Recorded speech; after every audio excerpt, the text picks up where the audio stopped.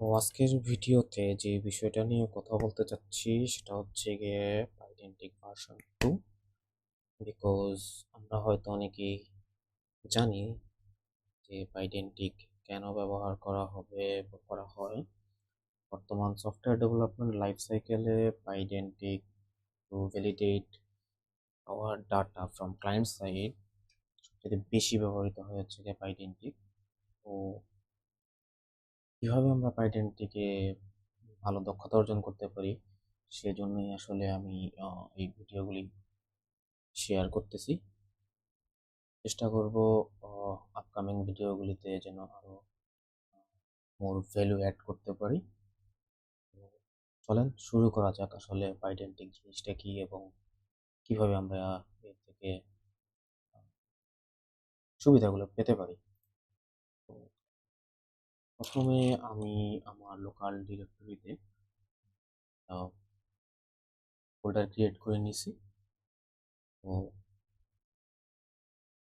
প্রথম যে জিনিসটা করতে হবে সেটা হচ্ছে গিয়ে আইডেন্টিকের জন্য বেসিক্যালি প্রজেক্টের জন্য আমাকে একটা পাইথনের ভার্চুয়াল এনভায়রনমেন্ট ক্রিয়েট করে নিতে হবে। পাইথনে ভার্চুয়াল এনভায়রনমেন্ট ক্রিয়েট করার জন্য যে কমান্ডটা আছে সেটা হচ্ছে python 3 make a virtual environment, and I'm calling it as a identic virtual environment. Oh shit, it's my bad, the spelling mistake again. Virtual environment,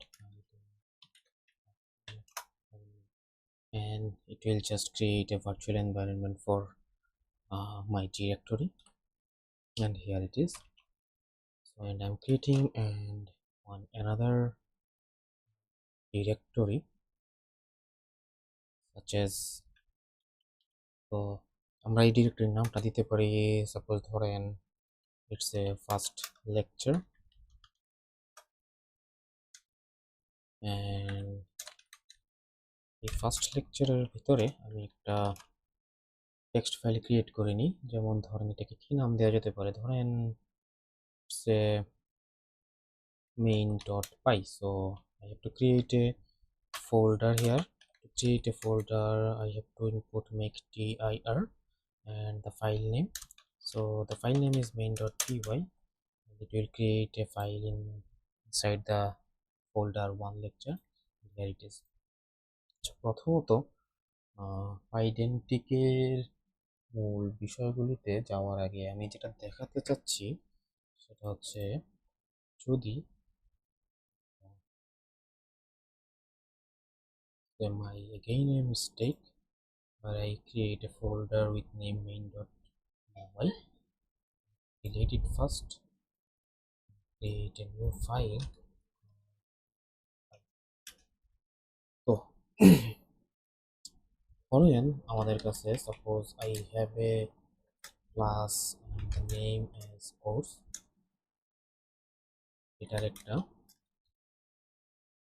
initialization method আছে যেটা দিয়ে আসলে ব্যবহার করতে হয় পাইথনে। তো লেটস সে ধরেন এই ক্লাসটার একটা ভেরিয়েবল হচ্ছে গিয়ে নেম, এন্ড এটা অবশ্যই একটা স্ট্রিং হইতে হবে। তো আমরা যেটা অ্যাকচুয়ালি করি সেটা হচ্ছে গিয়ে আর্গুমেন্ট থেকে যে ভ্যালুটা পাই সেটা আমরা অন্য কোনো ভেরিয়েবল সাপোজ ধরেন নেমের মধ্যে আমরা ইনসার্ট করে দিই। বাট বিষয়টা হচ্ছে আমরা যখন কোনো একটা অবজেক্ট ক্রিয়েট করি, when suppose create a object name as c and calling by the name, suppose it's a course 1, যে বিষয়টা ঘটে সেটা হচ্ছে যদি আমরা এই কোর্স ক্লাসটাকে যখন কল দিচ্ছি তখন একটা নেইমের জন্য একটা ভ্যালু পাঠাচ্ছি, সেটা হচ্ছে কি কোর্স 1। তো এখানে আমরা হয়তো পাইথনে আমরা জানি যে পাইথনটা আসলে ডাইনামিক টাইপ ল্যাঙ্গুয়েজ, এখানে স্ট্যাটিক টাইপিং বলতে কিছু নেই। তো যে বিষয়টা ঘটে সফটওয়্যার ডেভেলপমেন্টে সেটা হচ্ছে আপনি যখন ডাইনামিক টাইপিং নিয়ে কাজ করবেন তখন ডেভেলপমেন্টের সময় বেশ কিছু ঝামেলার মধ্যে পড়তে হয় যে এই ভ্যালুটার টাইপ কি, ওই ভ্যালুটার টাইপ কি, সো মেনি থিংস। তো এই ঝামেলাগুলো থেকে দূরে থাকার জন্য বা কিছুটা হেল্প পাওয়ার জন্য আমাদেরকে কি করতে হয়, যদি আমরা উইথাউট এনি ভ্যালিডেশন প্যাকেজ যেটা করি সেটা হচ্ছে আমাদেরকে চেক করতে হয় যে এটার ইনস্ট্যান্সটা কি আসলে। সো যদি নট ইজ ইনস্ট্যান্স নেম দিতে হবে আমাকে, ক্লাসের নাম যদি স্ট্রিং না হয় তাহলে রেজ করে একটা এরর, এই ধরনের জিনিসগুলো করতে হয়। তো বিষয়টা সিম্পল যদিও, because here we have just one parameter, but when you are working with too much more or variable on a class parameter, obviously you have to check all of the variable and their types also.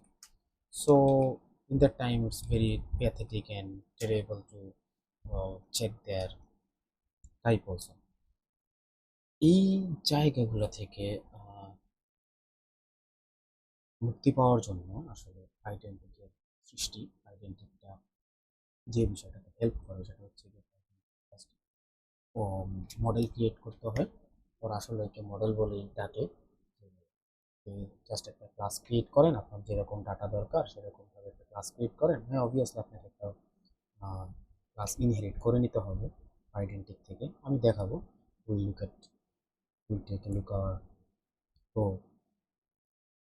যে বিষয়টা বলতে চাচ্ছিলাম, pirate দিক থেকে হচ্ছে গিয়ে একটা model inherit করে নিতে হবে এবং জাস্ট তাদের ডকুমেন্টেশন অনুযায়ী সেটা হচ্ছে গিয়ে আপনাকে কিছু সিনট্যাক্সের বিষয়গুলো ফলো করতে হবে। ফলো করে ওইভাবে ক্লাসগুলো ডিফাইন করে দিলে সে অটোমেটিক্যালি কী করে দিবে, আমাদেরকে ডাটা ভ্যালিডেশন করে দিবে। এখন কথা হচ্ছে গিয়ে ডাটা ভ্যালিডেশন কেন দরকার। বিষয়টা হচ্ছে আমরা যারা ব্যাকএন্ডে কাজ করি বা যারা ব্যাকএন্ডে কাজ করতে অভ্যস্ত বা আগামীতে যারা ব্যাকএন্ডে কাজ করবে তাদের জন্য আপনারা অবশ্যই যে জিনিসটা মাথায় রাখতে হয় সেটা হচ্ছে গিয়ে ফ্রন্ট-এন্ড থেকে বা ক্লায়েন্ট সাইড থেকে যেন কোনো ধরনের ভুল ডাটা না চলে আসে, বা ইনপুট হিসাবে আমাদের এই পেয়ে যেন ভুল ডাটা না চলে আসে, যেন আমাদের সার্ভার কোনো কারণে ক্রাশ না হয়। তো এই জন্য আমাদেরকে ডাটা ভেরিফিকেশনটা খুব বেশি দরকার। তো কথা না বাড়িয়ে তাহলে এখন চলে যাই আসলে আইডেন্টিটি কীভাবে আপনি একটা মডেল ক্রিয়েট করতে পারবেন এবং ভ্যালিডেট করার জন্য কীভাবে আপনার এই এক্সট্রা টাইপ চেকিংয়ের ঝামেলাগুলা কোডগুলি করতে হবে না। তো এই জিনিসটা করার জন্য আপনাকে যেটা করতে হবে প্রথমে, অ্যাজ ইউজুয়াল পাইথন ডেভেলপমেন্ট আমরা যেটা করে থাকি সেটা হচ্ছে প্যাকেজ ইনস্টল করতে হবে কিছু, এবং খুব সাধারণ বিষয় যেটা হচ্ছে একটা টেক্সট ফাইল ইউজ করি আমরা পাইথনে, যেখানে আমরা প্যাকেজের একটা লিস্ট রেখে দিই। চলুন সেটা করা যাক। আমি আমার টার্মিনালে চলে গেলাম, এখানে ইনস্টল করার জন্য ইনস্টল করে নিচ্ছি, আইডেন্টিটি ইনস্টল করে দেবে। তো হয়তো আমি কোনো ভুল যদি করে না থাকি তো এটা কিভাবে করা যেতে পারে, মিস্টেক অন দিস, তাহলে নন ডিবাগিং প্যাকেজ একবার ট্রাই করে দেখি কি হয়। Oh sorry, install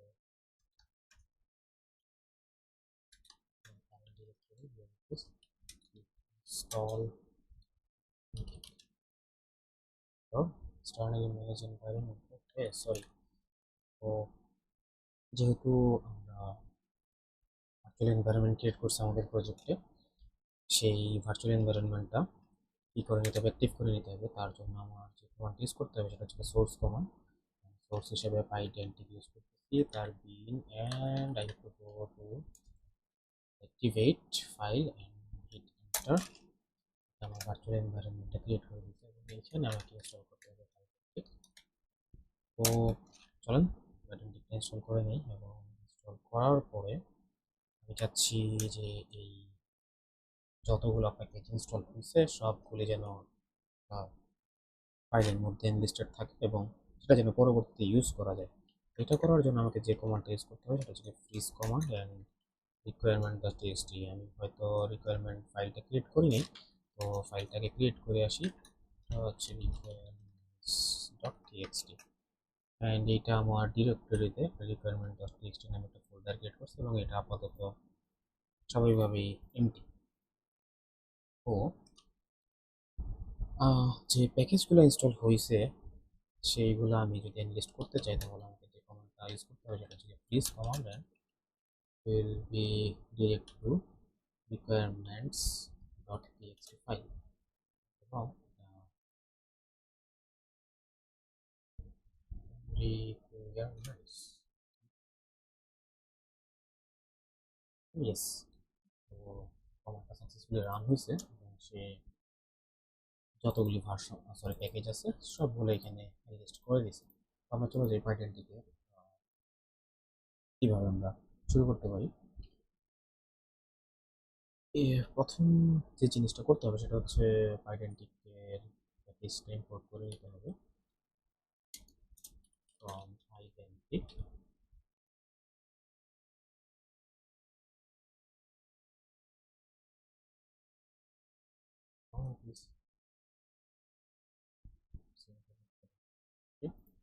So from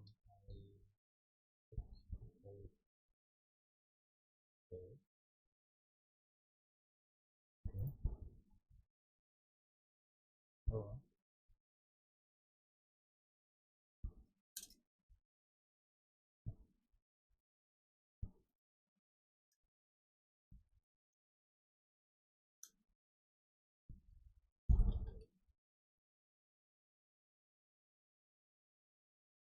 it's not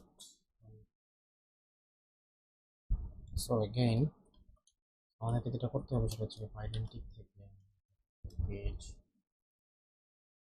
class নিতে হবে সেটা হচ্ছে পেজ মডেল। পেজ মডেলটাকে নিয়ে নিলাম ইম্পোর্ট করে এবং ধরেন আমি একটা ক্লাস ক্রিয়েট করতেছি সেটা হচ্ছে কোর্স নামে এবং ইনহেরিট করতেছি page model. So after inherit from the base model, I'm going to take a field as a name, course name, and it will be string. আপনি জাস্ট এইভাবে ফিল্ডগুলি ডিফাইন করে দিলে সে অটোমেটিক্যালি আপনার জন্য করে দিবে such as students কতজন হবে তার জন্য একটা টিচার ভ্যালু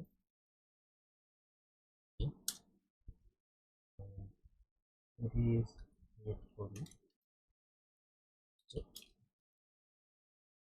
যে জিনিস মাথায় রাখতে হবে সেটা হচ্ছে গিয়ে আমরা পাইথনে যেটা করতে পারি ফাংশন কল করার সময় আমরা সিরিয়ালি ফাংশনের প্যারামিটার পাঠিয়ে দিই। যখন কোনো একটা ক্লাস বেস মডেল থেকে ক্রিয়েট করা হবে, বেস মডেল থেকে ক্রিয়েট করার পরে সেই ক্লাসের জন্য যদি আমরা একটা অবজেক্ট ক্রিয়েট করতে চাই তাহলে আমাদের কি নেমগুলা ইউজ করে ফিল্ড নেমগুলো ইউজ করে অবজেক্টটা ক্রিয়েট করতে হবে। নেমটাকে ইউজ করতে হবে নেম হিসাবে যদি সাপোজ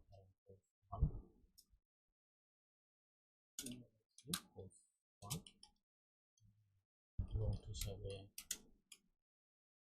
ব্যবহার করা যেতে পারে দামি নোট হচ্ছে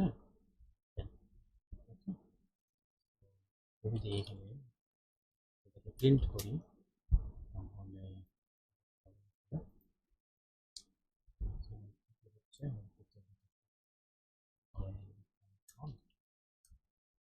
যেতে হবে। তো আমি রান করছি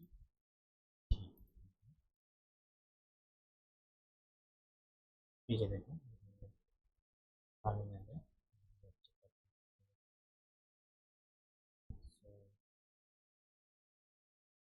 one more things additional is that যদি ভেরিয়েবলটাকে স্ট্রিং হিসাবেও কল করে থাকি তাহলে আইডেন্টি বাই ডিফল্ট এটাকে পার্স করে ইন্টিজার বানিয়ে নেবে যদি পার্স করা সম্ভব হয়। যদি আমি এমন কিছু দেই যেটাকে আসলে পার্স করা সম্ভব না তখন বাই ডিফল্ট আইডেন্টি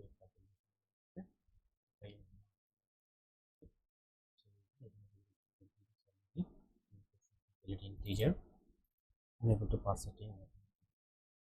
আজকের ভিডিওতে আমি দেখানোর চেষ্টা করলাম যে পেজ মডেলকে করা যায়, এবং আরও দুইটা উপায় দেখিয়ে দিচ্ছি যে কিভাবে আইডেন্টিটি ইউজ করে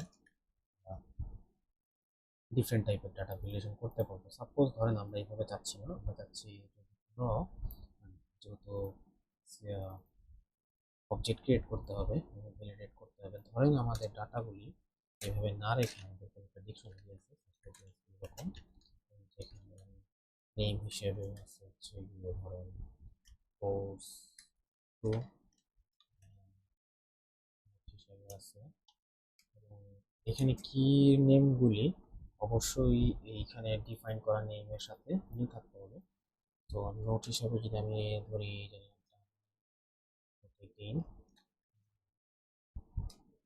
স্টুডেন্টস